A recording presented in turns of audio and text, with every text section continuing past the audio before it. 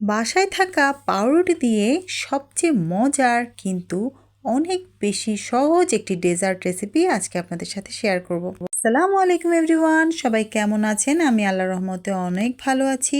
আজকে অনেক বেশি সহজ এবং সবচেয়ে মজার একটি ডেজার্ট রেসিপি নিয়ে আজকে হাজির হয়ে গেলাম।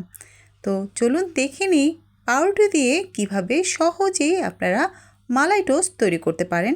আমি প্রথমেই কিছু পাউরুটি নিয়ে নিয়েছি। পাউরুটিগুলোর সাইডগুলো আমি কেটে নিয়ে এইভাবে চারকোনা করে কেটে নিয়েছি। আপনারা চাইলে যে কোনো শেপে পাউরুটিগুলো কেটে নিতে পারেন। আমার সবগুলো পাউরুটি কাটা হয়ে গেছে, স্কোয়ার শেপে আমি কেটে নিয়েছি। এখন এগুলোকে একটু ডুবো তেলে আমি মচমচে করে ভেজে নিচ্ছি।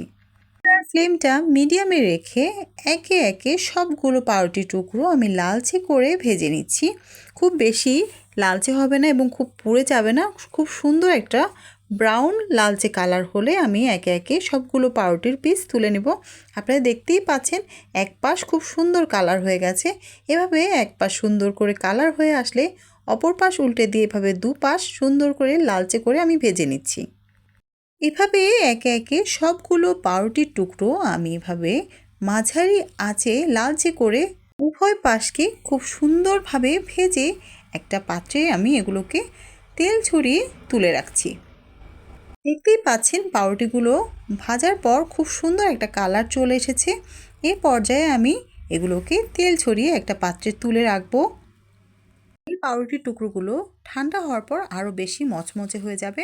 এখন অন্য একটি পাত্রে আমি 1 কাপের মতন চিনি নিয়ে নিয়েছি। 1 কাপ চিনির জন্য আমি 1 কাপ পানি ব্যবহার করছি। এখন চিনিটা খুব ভালোভাবে গলে যাওয়া পর্যন্ত অপেক্ষা করব এবং খুব সুন্দর একটা ঘন শিরা তৈরি হবে সে পর্যন্ত চিনিটাকে আমি কিছুক্ষণ জাল করে নিচ্ছি। আপনারা চাইলে এখানে আস্ত এলাচ বা এলাচের গুঁড়ো ব্যবহার করতে পারেন। আমি এখানে কোনো রকম এলাচ ব্যবহার করছি না, আমি জাস্ট পাতলা একটা চিনির শিরা তৈরি করে নিচ্ছি। চিনিটা একটু গলে গিয়ে শিরাটা ঘন হওয়া পর্যন্ত আমি অপেক্ষা করছি এবং শিরাটা খুব সুন্দরভাবে ফুটে ওঠা পর্যন্ত আমি অপেক্ষা করছি। চিনিটা গলে গিয়ে শিরাটা খুব সুন্দরভাবে ঘন হয়ে ফুটে উঠেছে।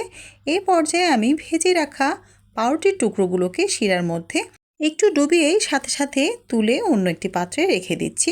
সবগুলো ভেজে রাখা পাউরুটির টুকরোকে আমি এভাবে শিরার মধ্যে কিছুক্ষণের জন্য ডুবিয়ে সাথে সাথে তুলে রাখছি। এভাবে একে একে সবগুলো ভেজে রাখা পাউরুটির টুকরোগুলোকে আমি শিরার মধ্যে ডুবিয়ে সাথে সাথে আমি তুলে নেব। এতে করে পাউরুটির টুকরোগুলো যেমন মচমচে হবে তেমন জুসি এবং টেন্ডার হবে। তো এখন আমি সবগুলো পাউরুটির টুকরোগুলোকে রসে ভিজিয়ে নিয়ে তুলে নিয়েছি। এখন আমি যে শিরাটা তৈরি করেছিলাম তার থেকে কিছুটা শিরা নিয়ে আমি এখানে 1 কাপ দুধ যোগ করে দিলাম। এখন আমি এই লিকুইড দুধের সাথে 3 টেবিল চামচের মতন গুঁড়ো দুধ ব্যবহার করলাম। এখন এই গুঁড়ো দুধটাকে লিকুইড দুধের সাথে খুব ভালো করে জাল করে একটা মালাই তৈরি করে নিতে হবে এবং এটাকে খুব ভালোভাবে ঘন হয়ে আসা পর্যন্ত জাল করতে হবে। এখন এটাকে আমরা নেড়ে চেড়ে একটা সুন্দর মালাই তৈরি করে নিচ্ছি এবং একদম ঘন হয়ে যাওয়া পর্যন্ত আমরা এটাকে নেড়ে নেব। এটা নাড়া বন্ধ করা যাবে না, কিছুক্ষণ পর পর এটাকে একটু নেড়ে দিতে হবে, এতে করে অনেকটা ঘন হয়ে যাবে। এই পর্যায়ে আমি এখানে ব্যবহার করেছি সামান্য একটু চালের গুঁড়ো। আপনারা চালের গুঁড়ো ব্যবহার না করলেও পারেন, তবে চালের গুঁড়ো দিলে মালাইটা অনেক বেশি ঘন হয়। তো দেখতেই পাচ্ছেন আমার মালাইটা তৈরি হয়ে গেছে এবং খুব ঘন টেক্সচারের একটি মালাই তৈরি হয়ে গেছে। খুবই কম সময়ে আপনি গেস্টকে বসিয়ে রেখেও চাইলে এই ডেজার্টটা তৈরি করতে পারেন এবং বাসায় থাকা ছোটোখাটো কিছু উপকরণ দিয়েও আপনি চাইলে খুবই মজার এই ডেজার্টটি তৈরি করে ফেলতে পারেন। দেখতেই পেলেন খুবই অল্প উপকরণ দিয়ে আমি আজকের এই মালাই টোস্টটি তৈরি করে ফেললাম। আমার কাজ মোটামুটি কমপ্লিট হয়ে গেছে। এখন আমি মালাই টোস্টগুলোকে তৈরি করে নেব। আমি যে টোস্টগুলোকে রেডি করে রেখেছি, শিরায় ভিজিয়ে রেখেছি, এখন এগুলোর মধ্যে কিছুটা মালাই দিয়ে আমি এভাবে একটা ছোট ছোট মালাই টোস্ট তৈরি করে নেব।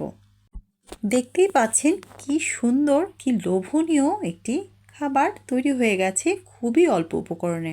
তো আমি একে একে সবগুলো মালাই টোস্ট তৈরি করে নিচ্ছি। এত কম উপকরণে এত মজার একটি ডেজার্ট আমরা তৈরি করে ফেললাম খুবই সহজে। বাসায় গেস্টকে বসিয়ে রেখে অথবা বাসার যে কোনো উৎসব অনুষ্ঠানেও আপনারা চাইলে এই মজার রেসিপিটা ট্রাই করতে পারেন। আশা করছি আপনাদের সবার কাছে এই রেসিপিটা অনেক বেশি ভালো লাগবে। আজকের রেসিপিটা আপনাদের কাছে কেমন লাগলো আশা করছি জানাবেন। এই ধরনের আরও সহজ এবং মজার রেসিপি পেতে আমার পেজটি ফলো করে রাখবেন। আজ এই পর্যন্তই। নতুন কোনো ভিডিও দেখার আমন্ত্রণ জানিয়ে আজকে এখানেই শেষ করছি। সবাই ভালো থাকবেন, সুস্থ থাকবেন, আমার জন্য দোয়া করবেন। আল্লাহ হাফেজ।